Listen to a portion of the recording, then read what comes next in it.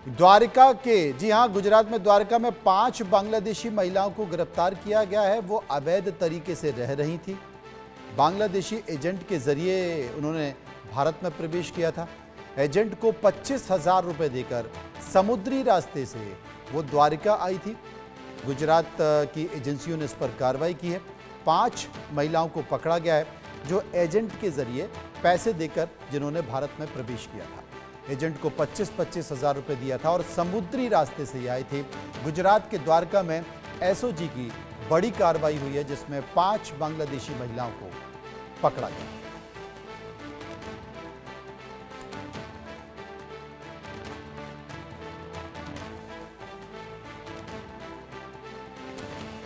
और इसी खबर पर बात करने के लिए जयेश सोनी इस वक्त हमारे साथ मौजूद है। जयेश सोनी, क्या कार्रवाई?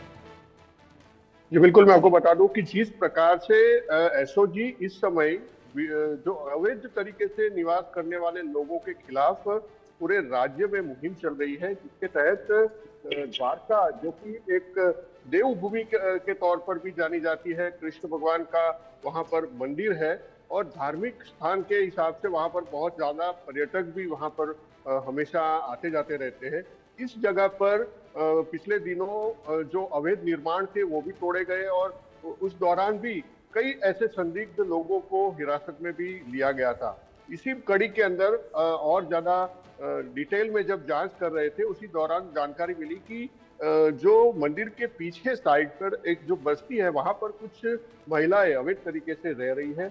पुलिस ने जब छापेमारी की तो उनसे पाकिस्तानी दस्तावेज भी, ये बांग्लादेशी दस्तावेज भी बरामद हुए, वहां के मोबाइल नंबर और मोबाइल भी बरामद किए गए। उसके साथ साथ जब उनसे पूछताछ की गई तो एजेंट के जरिए उसने सीमा पार करके समुद्री रास्ते से वो ये द्वारका के तट पर पहुंची थी और वहां पर बस्ती के अंदर अवैध तरीके से रह रही है, ऐसा जो है उन्होंने पुलिस के सामने अपना बयान दिया था। पुलिस और भी ज्यादा छानबीन कर रही है, इसका यहाँ आने का मकसद क्या है और कौन कौन लोग इसके साथ यहाँ पर पहुंचे हैं और किस तरह की उसको सहायता, यहाँ पर किससे सहायता प्राप्त हुई थी, उस तरह की सारी जानकारी पुलिस अभी फिलहाल जुटा रही है।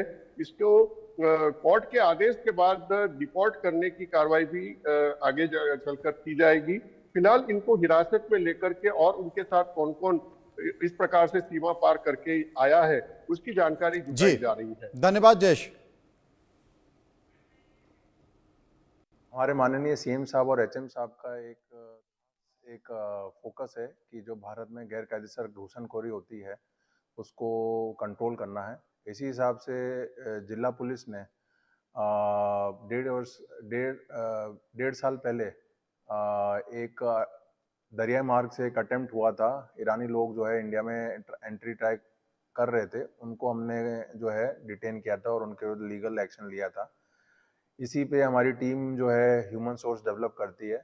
इसी के फलस्वरूप हमें कल जो है एक इन्फॉर्मेशन ऐसी मिली कि जो द्वारका में रूपेन बंदर है उसके आजू बाजू 5 महिलाओं की शंकास्पद मूवमेंट है।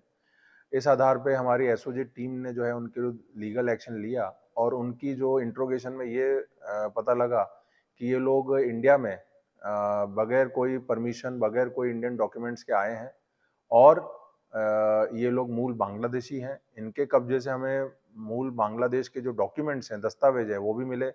खास करके उनका एक नेशनल आइडेंटिटी कार्ड होता है, साथ ही साथ जो बर्थ सर्टिफिकेट होता है, उनके जो परिवार के उनके डॉक्यूमेंट्स, परिवार वालों के डॉक्यूमेंट्स, उनके मोबाइल नंबर जो है उनके मोबाइल में सेव थे जो मूल बांग्लादेश के हैं। इस आधार पे हमने प्रस्थापित किया कि ये लोग मूल बांग्लादेशी हैं। साथ ही साथ जो है इनकी और जो इंट्रोगेशन में हमें ये भी जानने को मिला कि ये लोग जो इंडिया बांग्लादेश का जो बॉर्डर है उसकी भौगोलिक परिस्थिति का फायदा उठा के इंडिया में आते हैं। खास करके मानसून दरमियान जो नदी के जो विस्तार होते हैं वहां से ये लोग ट्राई करते हैं। तो इसी खबर के साथ खबरों के सफर में इतना ही। बाकी की खबरों के लिए आप चलते रहिए इंडिया न्यूज के साथ। मुझे दीजिए इजाजत। नमस्कार।